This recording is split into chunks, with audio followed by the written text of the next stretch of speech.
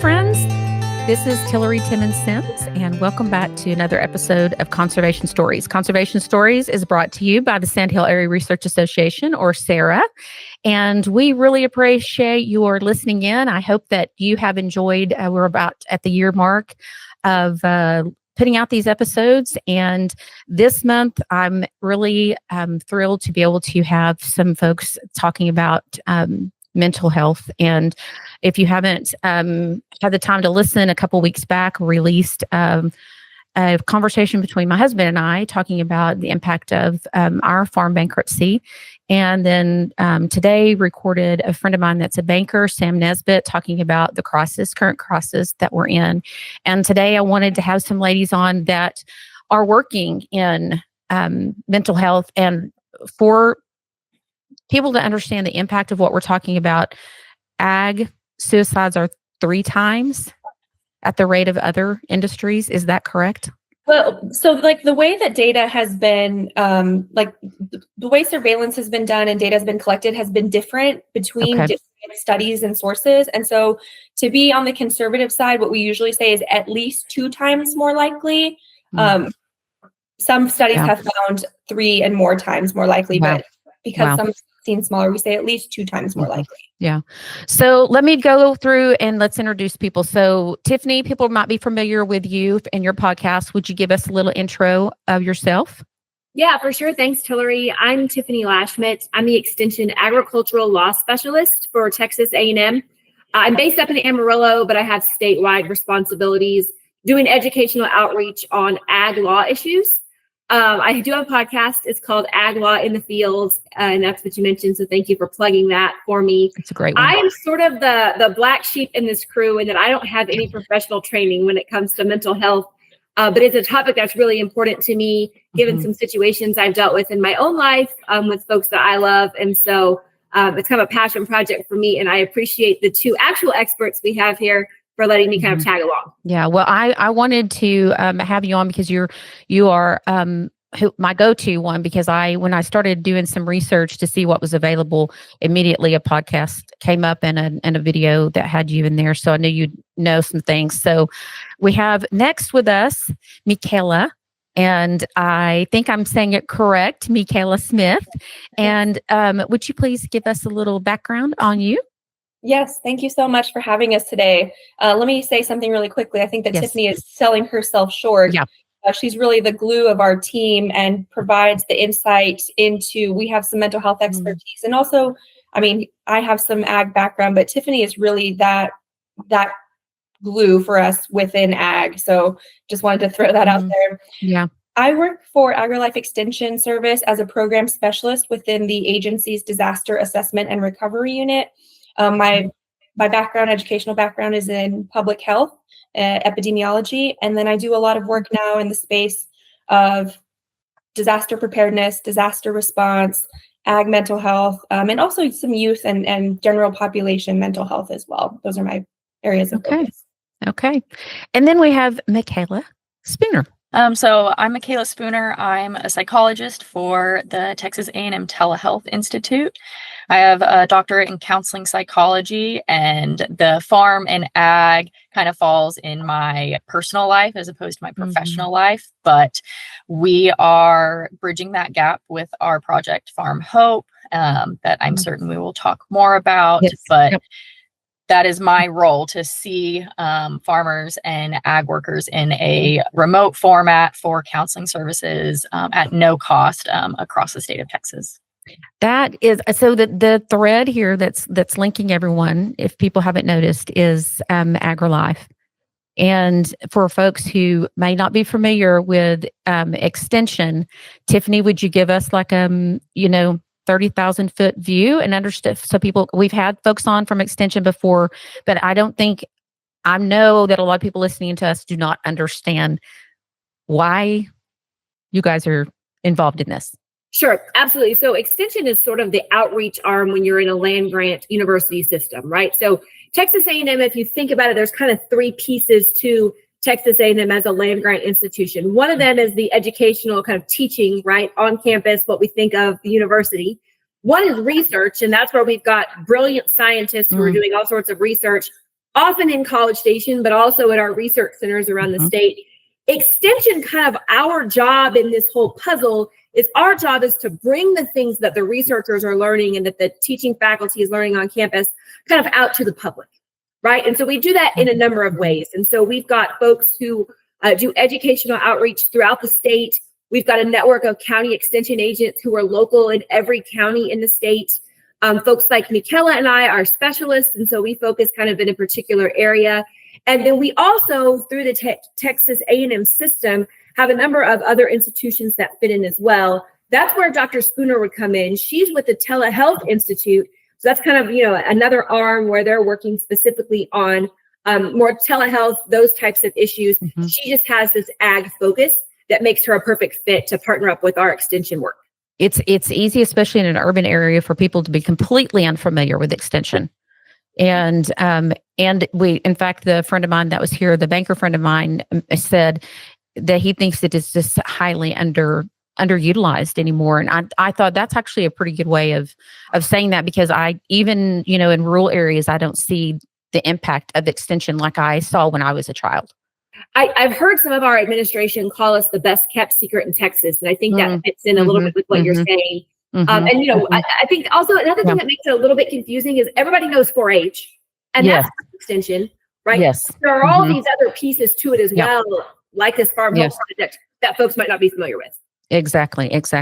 So I'm going to kind of just let you all kind of lead here, because I don't really know for sure what all you're doing. I know the impact in my life personally.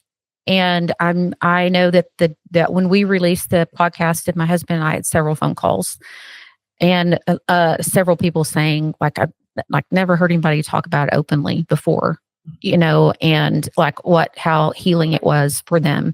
And so I appreciate the people that took the time to do that. And I would like for us to continue to be able to break the stigma and keep talking about this. So what if we start there with Mikayla, and you give us a little bit about kind of what you three are doing together.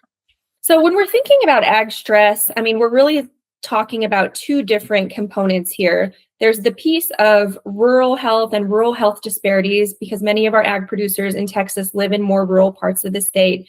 And then there's this other component of, I work in ag or in farm work, and this is a very stressful occupation. So it's not just the ag piece, it's also this geographic component of living in rural Texas. And if you've ever lived in rural Texas, you know how difficult it can be to access healthcare services, quality healthcare services. Do you know, Tillery, where Lipscomb County is? I do. Okay, Sure so do. You do? I lived in Lipscomb County for 5 years. My family has a cattle ranch out there. And Okay. out there, I had two children while we lived out there, and we had to drive 2.5 hours to Amarillo.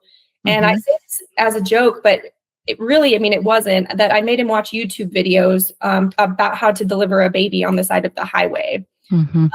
Because it's real life for people who live far away from quality healthcare services.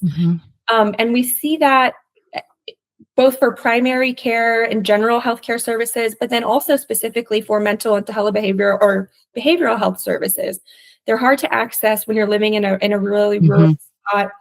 And then again, to bring in this other piece of working in ag, there are so many factors within this industry and working in this industry that are out of producers' control.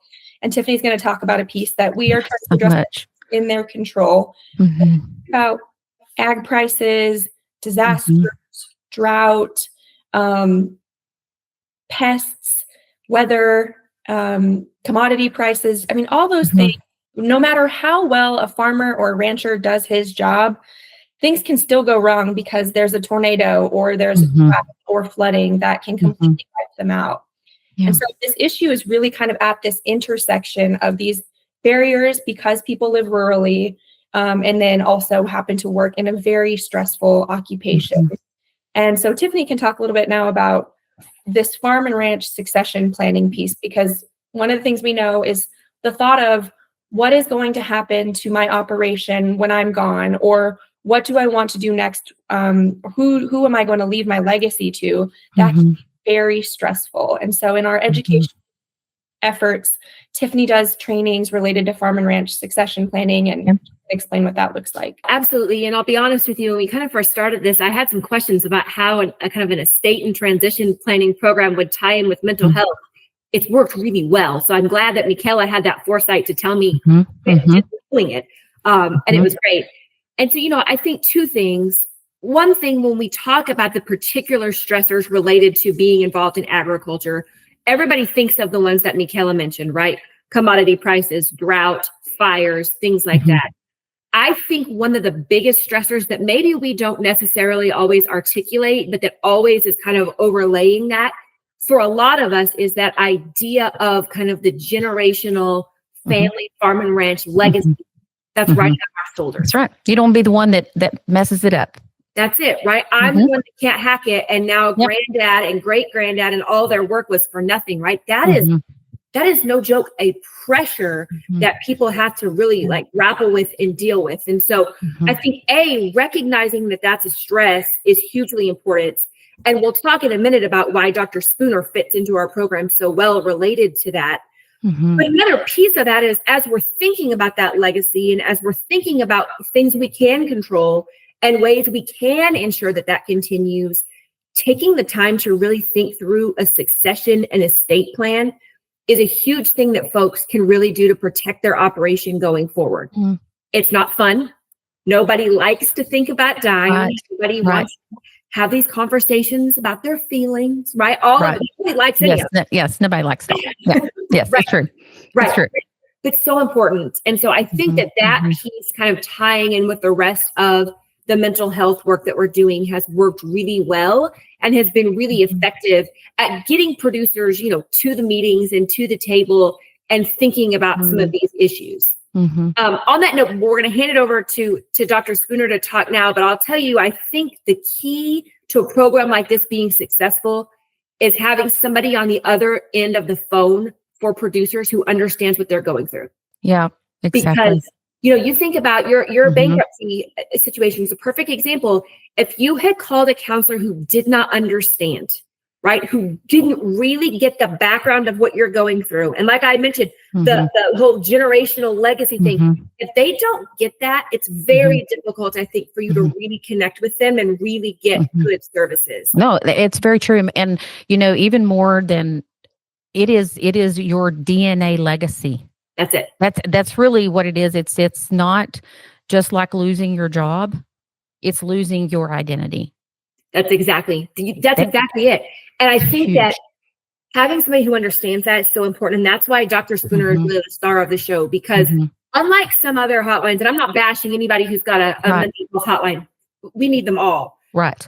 Unlike some of the other hotlines, if you call the Farm Hope hotline, you're getting Dr. Spooner. You know what she looks like. You know her background. She understands. And so I'll turn it over to her a little bit about what the services that she offers. Okay, thanks. Out here on the Texas plains, water is everything. And there's a resource that's as vital as it is fragile: our playa lakes. These lakes are nature's reservoir, catching rainwater to recharge our aquifer and provide lifelines for wildlife. But now they need our help. In collaboration with the Texas Playa Lakes Conservation Initiative and the Cargill Global Water Challenge, Sarah has started the Our Legacy is Tomorrow's Water initiative to inspire and work with landowners to restore and protect our playa lakes. Each playa we save helps secure a sustainable water future for the generations that will be coming after us. Whether it's improving soil health, restoring habitats, or recharging groundwater, we are committed to making a difference. Together, we can build a legacy that we can all be proud of. To learn how you can join in, visit the Playa Lakes Restoration Initiative page on the Sarah website. Let's keep Texas water flowing strong for the future. Visit sarah-conservation.com.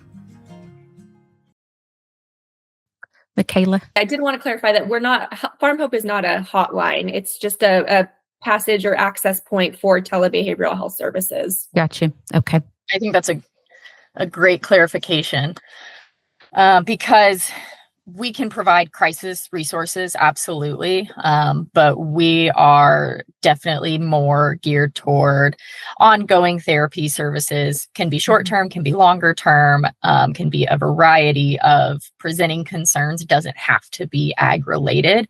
And I'll get more into that, but I'll start by kind of framing how I got here and why this is also kind of a passion project for me as well. I feel like we all kind of toe the line of the overlap between farm and ag and mental health, even though we all have different roles. So I think that's a really unique aspect of our team and focuses on a variety of strengths that Farm Hope and the succession planning events bring to the table.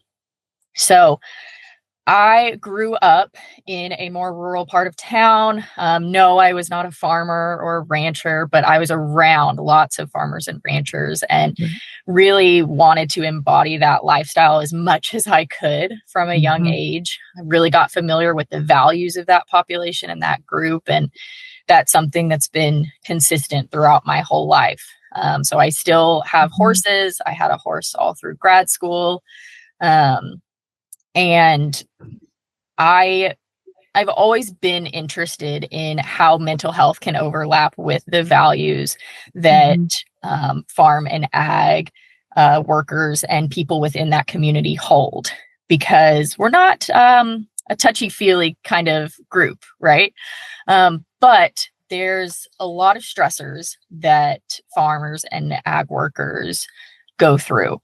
And we're trying to, like you said, break the stigma so that these individuals and these families know that getting therapy is not a sign of weakness. It's actually a huge aspect of being strong and courageous and resilient and showing perseverance, which are all values that we all recognize within this population. It's terrifying for a lot of people to start therapy. And if you can meet with a clinician that understands that, as well as understands the parts of you that are so important, maybe that farm legacy, maybe not wanting to lose the farm, dealing with all the economic stressors, as well as weather and environmental stressors. Right. You already have a much more tailored therapeutic experience than if you go through your insurance company. There's lots of wonderful, really great qualified clinicians out there. Yes. We are just trying to decrease the number of hoops that people have to jump through. Okay. And I will say this, that I've had the best and the most impactful experiences and the worst. I've had both. And my very favorite therapist who's helped me for so many years said one time, there's 1 million bad counselors and they all practice in Lubbock, Texas. It has gotten so much better, I think, even in the last 10 years. And probably, I think it is because of what we know about trauma and how what we've learned about how the brain and the body respond instinctively helps to remove some of the shame that people feel about the choices that they make when sometimes they're not actually making choices, And so I do think that has led to that knowledge has led to a whole new generation of therapists that are more empathetic and are more aware of the nuance of what I'm choosing and what I might not be choosing. So yes, all of that to say, when the first time I went, I did put it off forever because I was pretty sure that I wouldn't get to come home, that they would commit me, and not the case. Not the case. I mean, everybody is here thinking they probably should have, I'm sure, but No, it's funny you say that, because one of the things I teach mental health first aid, which is a comprehensive training giving people. I've taken this. You have? I have. So one of the things we talk about in the training is, you might get a bad haircut one day. And does that mean that you're going to stop getting haircuts? I hope not. You just got to find the person You who have to makes keep your going. hair right. You're not going to get a bad haircut and stop. I mean, you have Exactly. bad experience, which people do have bad experiences. Yes. You know, Yes. try again, because there will be someone out there Yes. who Yes. can for Yes. you the way you need to be cared for, or who can give you a haircut that, you know, Yes. looks good. Exactly. And I think that is such good. You know, I always tell people, go and don't talk about things that are painful. You'll figure out if you like this person or not. You know what I mean? You don't have to go and tell them your life story or anything. Just go and talk to them, and you'll figure out really quick, because it's all about relationship. And if you don't like this person and you can't relate to them and they completely aren't relating to you, move on. Mhm. But part of our charm in our culture is that we don't want to hurt anybody's feelings. You know, so I'm like, you have to just be like willing to like not go back. So I'm sorry, I'm taking over. This is really No. Yeah, so go ahead, Mikayla. Yeah, no, that was fantastic. And so many great points there, right? From breaking down the stigma by acknowledging that a lot of what we do, a lot of our behaviors, reactions, emotions are a result of what we've been through and our ways that we have coped with life and the things that life has thrown at us. They're not wrong. They kept you alive this long. They kept you here this long. Yes. Maybe some things aren't working for you now. That's okay. Right. We They're can not talk serving you about well. that. Right. Well, and you know, I think, you know, part of what I have learned about understanding trauma, and when I think about growing up on the farm, and there's a lot of traumatic things that happen. You love animals, and let me tell you, nature is cruel, and you grow up normalizing that and getting a thick skin from the time you're a little kid. But those things, they're still there, you know, and maybe you do become accustomed to it, and you accept it at one degree. You mentally, you know, right? But your body remembers those things, not to get all kooky and weird, but it really is what we know now through science, is that thing that might have seemed to you as a 50-year-old man. Sure, if it had happened to you as a 50-year-old man, no big deal, but it happened to you as a 5-year-old boy. It is a big deal. And it all comes back. That's what I think people don't understand, is that the stress that you're dealing with now is all attached by string to everything in the past. And it gets overwhelming. And that's when they need a hotline. And what do they get when they call you guys? Tell me about your hotline, what you guys do. So if somebody wants to start services with us, they just have to qualify. They just have to answer yes to 2 questions. The first one being, are you located in Texas? And the second one being, are you related to any farm or agriculture worker? So if you answer yes to either one of those questions, I mean, it could be a nephew, it could be a son, a daughter, it could be a grandparent, a cousin, of any kind of farm worker, ranch worker, anything that falls kind of under agriculture would qualify. Okay. We don't file insurance. We don't take vouchers. So if you give us a call, or if you fill out our online intake forms, you will be directly connected to our program coordinators, who will transfer the call to me as long as I'm in the office, which I am here 40 hours a week. And then I would call you up, and I would talk about, hey, you know, I see that you might be interested in setting up a session. Let's find a time to meet. Maybe it's tomorrow, maybe it's next week. Maybe it's at 8 a.m., maybe it's at 6 p.m. We'll figure out a time that works for you, and we'll get you connected, whether it's on video or whether it's just by phone. And we'll talk about, you know, what's bringing you in, and we'll kind of assess if this is a good fit, or if you feel like you only need a couple sessions versus, you know, 20, 30. Everyone's journey looks different. So we're cutting out a lot of the middlemen. You'll talk to likely just 2 people, our program coordinators and then myself, and they are right outside my office. Wow. So you don't have to talk to insurance. You don't have to get any referrals from your doctor. We are right here, and Mm-hmm. get someone set And up. so do you charge? Tell me about cost. Do you guys charge? Nope. It's free.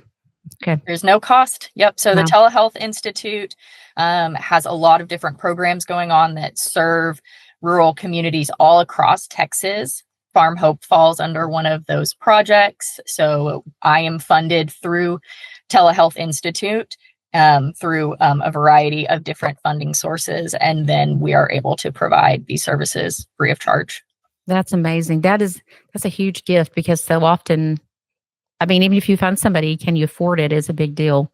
And farmers are self-employed, so how many of them don't have insurance? Two other important barriers I feel like that we are addressing with having Dr. Spooner in College Station is this accessibility with privacy. So if someone doesn't have an iPad, the Telehealth Institute can mail them a software-enabled iPad with shipping labels to return them. Listen, again, I lived in rural County. Yes. And sometimes to access good cell service where I would be able to use that iPad, to drive to the top of a hill. But if I can get to the top of that hill, I can get to Dr. Spooner with the iPads that we send out. Of course, they can access from their own cell phones if they have that. But we wanted to make sure to remove that. And again, like, we know that this is a highly stigmatized issue within ag communities. And so you're not driving to an office in your small town where someone your pickup. Right. You can do this from the privacy of your home. Nobody has to know that you're accessing these services. And like Dr. Spooner said, can be for something really small. Maybe a spousal, you need some help communicating with your spouse, especially, in ag communities. Sometimes often your spouse is your business partner. So it can be related to that. It doesn't have to be, oh goodness, I've now reached the point of having suicidal thoughts. We want to help people before they get to that point. And so we often, when we do our presentations, use kind of these analogies related to your physical health. And we know, after a traumatic event, people are going to struggle. That's completely normal. So I'm going to tell someone I know who's gone through a really tough time, hey, maybe talk to someone now if you're struggling a little bit, a month after maybe a disaster. Talk to someone sooner than later. In the same way that if you broke your arm while you're working on the farm, tell you, let's go get your arm x-rayed and put in a cast right now so that it heals properly. And you don't have a long-term issue of this arm that no longer functions properly 3 years down the line. Because it heals in a way it wasn't supposed to, and is now a chronic issue. And so in the same way, we want to encourage people like, hey, this is normal to be struggling after these experiences that you've had. Call us now before you get to that point where it's a more severe or chronic issue, so that we can help, because we know that recovery after a traumatic event is possible, and have better long-term outcomes with earlier intervention. Well, one of the things I encountered a young man who works with veterans with PTSD, and he was saying, I wish that we could get to the place with mental health when we talk about mental health when people's health are positive. We don't just talk about it when people's health are negative. Like, oh my gosh, he's going to therapy because he has good mental health. It's it's a sign of good mental health when I know that I need to go and talk. Or are you a cognitive behavioral specialist, Mikayla? Do you do mostly talk therapy? Yes, I do. So I'm a generalist, but my orientation is definitely more cognitive behavioral as well as humanistic. And basically that just means I want to talk to you like a human. I don't want to view you as an illness. Yes. And I think you're so right about that. I just had a client the other day say, I didn't have anything bad to talk about. And I'm like, that's not the point. The point is you're here and we're celebrating your wins together. Yes. So that's just as important. Right. Exactly. And I know I've been tracking my just like moods recently due to some medicine, and it has made me become more aware of how is your mental health? And it's rated from unpleasant to pleasant. And I thought, that is so much better than good to bad, because that's really more of the scale we should be looking at. It's not like, hey, my mental health is really bad right now. I'm on the verge of suicide, like, oh, it's unpleasant.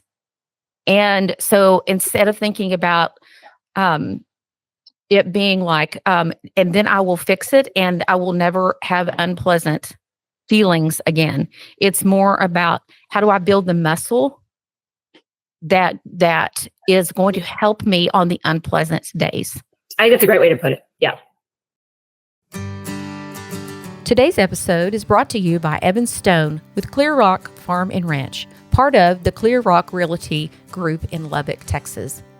Evan understands West Texas land, agriculture, and what it takes to buy and sell farms and ranches in our unique region. If you're ready to make your next move, trust someone who knows the lay of the land. Visit Evan at clearrockrealty.com, serving Lubbock and the surrounding communities. Clear Rock Farms and Ranch, your partner on the plains. Mikayla, let me ask if you can do something for us. I know what made a big difference to me, and I mentioned earlier, is understanding the physiological responses and what happens. We know these things because of some scans that we have available to us now. Could you tell people what happens? What does your brain do when something bad is happening? Like in the moment, like you get bad news, or you're young and you have a pet die, or it can happen at all different forms. At all different times, and it's impactful. And I'd like for you to maybe give us a little bit of the science behind that. On a broad scale, we know that what we think, how we behave, as well as what social media and what we're taking in and consuming on the internet, all impact our brain and how it functions and what neural pathways you're reinforcing and making stronger, and which ones are kind of going dormant if they're not getting attention. My analogy for that is building a neural pathway is kind of like building a highway. If you start off with a dirt road, it's going to take a little bit of time, especially if it's rained, to maybe get down that road. And it's not going to have, lines on the road. Maybe it's a one lane road. So you got to move over when another car comes, et cetera, et cetera. That neural pathway is not going to be well traveled. That's not going to be your automatic thought whenever something bad happens and you feel some type of way. Your automatic thought is going to go down, the highway. That's going to be my quickest way from point A to point B. And whatever you're feeding yourself mentally is going to strengthen certain neural pathways. So that highway might be black or white thinking, for example. I'm going to say, well, it's either this or it's that. There's no other decision. There's no gray area. And that can lead to a lot of distorted thinking and a lot of emotional reactions. But that's the really, really strong neural pathway in your brain. So we know that if you take the time to slow down those thoughts, to replace them and start having construction done on less strong neural pathways, you can build up all these other pathways in your brain to be stronger, more readily accessible to healthier coping skills, or coping skills that are really going to serve you. So that's one part of it. But particularly with trauma, we know that your brain functions differently after a traumatic experience. And there's lots of other diagnoses and presenting concerns that we know kind of shift how your brain functions, but I'll talk specifically about trauma. We know that the amygdala in your brain is going to filter and process emotions, particularly fear. And so when you fear for your life, your amygdala is putting you in that fight or flight or freeze mode because it's assessing what you're afraid of, if you have the ability to cope or the resources to cope, or if you need to get out of there. It's life or death. And then your brain remembers that. Your amygdala says, oh yeah, I can go into that fight or flight mode pretty quickly. So if there's another situation that triggers your brain to believe that this is the same, maybe it's a similar smell from what you experienced in the trauma. Maybe it's maybe the weather is similar. It could be little things like that you aren't consciously aware of, but your body is. And it sends a message to your amygdala on that really strong neural highway that says, we got to go into fight or flight because this might be life or death. And you survived last time, but maybe you won't survive this time. And you're like, but I'm walking down a grocery store aisle. I'm not in immediate danger. You can acknowledge that, but you have to spend that time kind of talking your brain out of that initial reaction because it's trying to protect you. It's so, because like one of the things that I know I'm going to say this in a way that's the most unscientific way, but you got one side of your brain and it turns off because your body is literally going into like, we're going to survive this no matter what, at what cost. And so, and it's the side of your brain that takes in your senses. Like it takes in your smell and your touch and the feel of the weather. So that's why the trigger is something that's in the senses. And the reason you're not at the moment making a good decision is because one side of your brain is off. And so you're not thinking, processing right to left, right to left, right to left. Your amygdala is going, I'm in charge now. Everyone shut up. And I'm making all the decisions. And so then when you're talking about, you might get a smell, what happens is, right, you tell me if I've got this right. You smell something you don't even recognize that your amygdala does. And it says, I remember this situation. And your body literally thinks it's in the same situation it was when the bad thing happened. And that's the response. And so you do that response over and over again. So now I'll talk about when that response happens, cortisol, right? Which is a stress hormone. And that leads to all kinds of things. Absolutely. Chronic stress can have a huge impact on not only your mental health, but your physical health.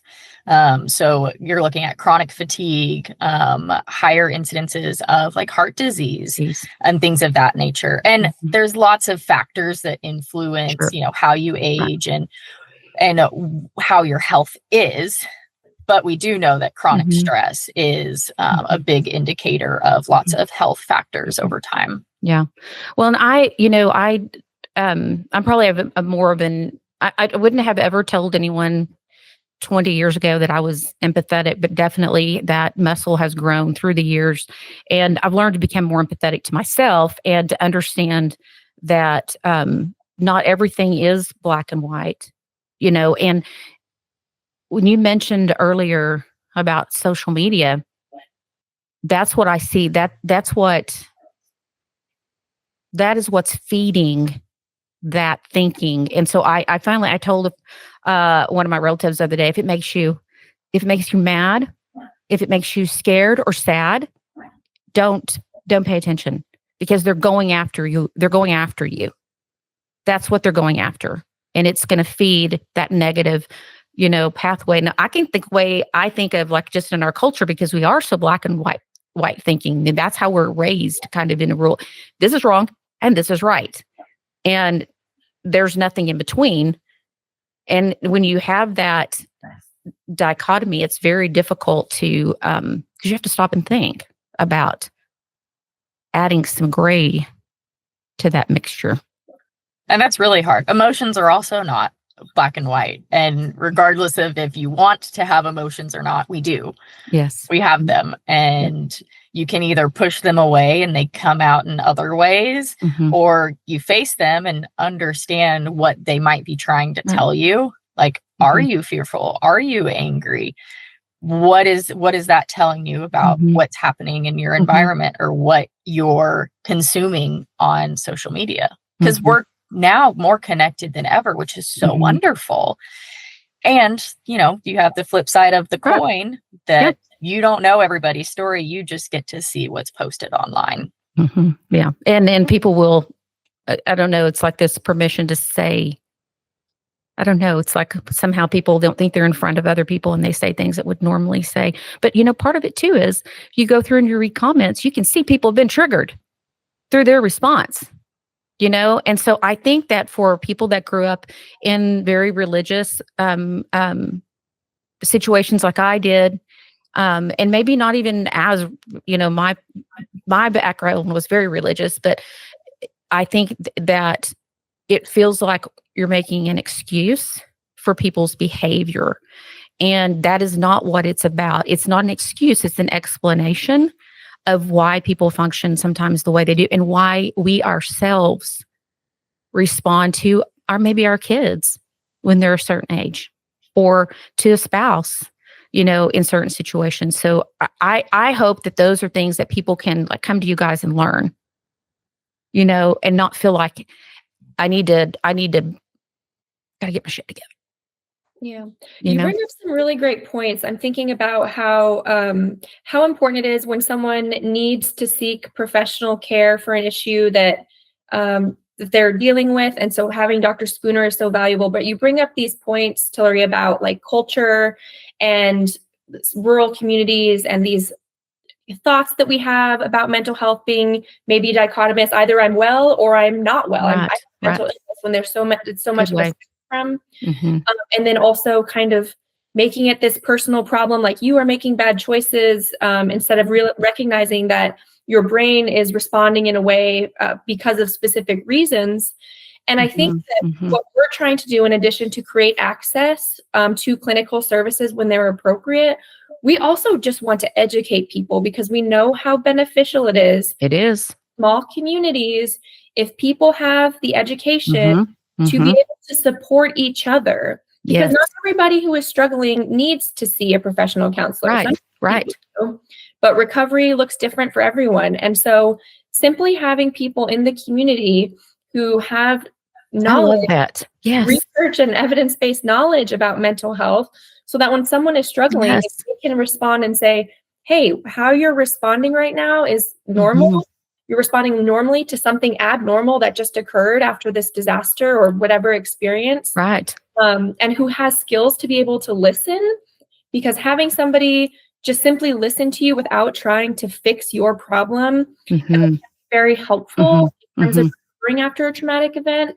And so, I mean, the work that you did, like you said, within your church, we know that people are often turning to their faith-based leaders in small communities. Yes. So if we can have offer anyone who works in a faith-based community, offer them additional skills and training to say, hey, it's great to talk to people about their faith and how that can help with recovery, because spirituality is a protective factor. But hey, let's also talk about being able to recognize signs and symptoms that might suggest that this has advanced to needing to talk to a professional clinician. Right.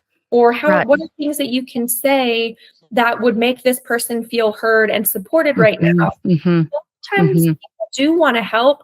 They just don't know the words to say, have the skills to respond in a helpful way. So either they maybe say something that perhaps is not helpful, or they don't say anything at all. And so then someone in the community continues to suffer a lot. Exactly. And so that's important to us too. Mikayla, about the mental health first aid. Tell us about that, because that would be, I don't know how often those are happening or anything, but I'd love for us to have one, and Lubbock can figure out how to sponsor one, because it was so good. Yes. So there's lots of ways that we can support mental health first aid trainings. I work very closely within the agency with local mental health authorities across the state, and they're wonderful partners because they receive funding from the state, not always for adult mental health first aid. Sometimes it's for youth mental health first aid. Because that'd be great. Yeah. But contacting either me or your local county extension agent and say, hey, we're interested and we have an audience, a group here who wants to take first aid so that we have these skills to help people in our community.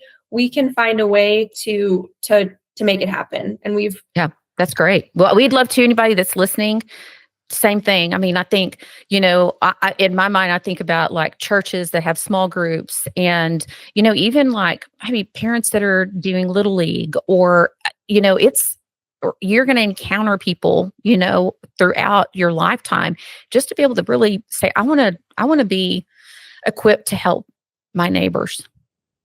Absolutely. Like you said, we're all going to struggle at different points in our lives. And so to have supportive people with skills to be able to help us through difficult times, and not necessarily mental illness, just times in life, is really, really important and can help people bounce back and recover after something scary or traumatic happens. Absolutely. Okay. So we have a few minutes left.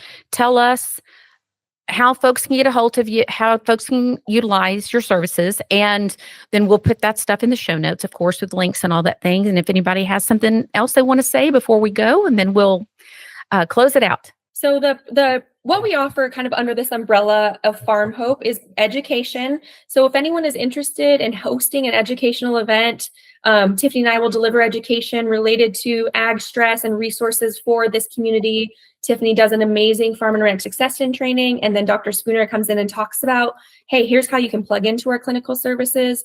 To access that educational component, they can reach out to Tiffany or to me. But as Dr. Spooner said, anyone who's interested in those telehealth, those telebehavioral health clinical services that are free to anyone in Texas who says, I work in ag, or I'm a family member who works in ag, we'll put a link up to the Telehealth Institute's sign up link. Feel free to add anything else if you want to give your phone number out, Dr. Spooner. Yeah, I think we can include our clinic number. That's going to be a really quick way to get a hold of me if you just have questions. If you're like, I don't really know if I want to schedule services, but I have some curiosities. We can talk about that just on a quick phone call. So I'll include that phone number. I'll also put my email so anyone can get a hold of me by email. That does not establish a therapeutic relationship, but again, it's a really great way to ask questions or get some feedback. The last thing, sorry, that I just want to say is I want to thank you for having us on and letting us talk about this topic. This is something we say all the time, but a huge barrier we have here is just having to fight this idea of stigma, right? Yes. And the unwillingness of people to talk about it and recognize it and admit that they've struggled. And that's something that we all feel really strongly about. And, I look at this, my first experience losing someone to suicide, I was 15. And even the difference, between whatever I'm not very good at math, what's that, 25 years ago? Even the last 25 years, I feel like there's been such a change. And in the last 5 or 10 years within the ag community, we see these programs at the Plains Cotton Growers meeting and at Commodity Classic, and we're seeing really focus on this. So I just want to say thank you to everybody who is helping to facilitate that conversation, everybody who's sharing their stories and sharing encouragement. Thank you for having us on your podcast. All of that really does matter. Yeah, it does matter. And it matters that we talk about it, and we talk about it in a way that gets other people to talk about it. Yeah. Well, thank you all, ladies. And thank you, friends and neighbors, for tuning in again. And I hope that you found all this very helpful. And we will, once again, in the show notes, we'll put all of the links and everything. Mikayla, would you just say the phone number really quick for somebody that just needs to hear it and wants to write it down? Absolutely. You can give the Telehealth Institute for Farm Hope Services a call at 979-436-0700. Okay. Thank you so much. Appreciate it. Thanks, Tillery. Thank you, friends, for joining us for another episode of Conservation Stories. And we look forward to seeing you again. And if you found this helpful, remember to please like and share it with your friends. Thanks.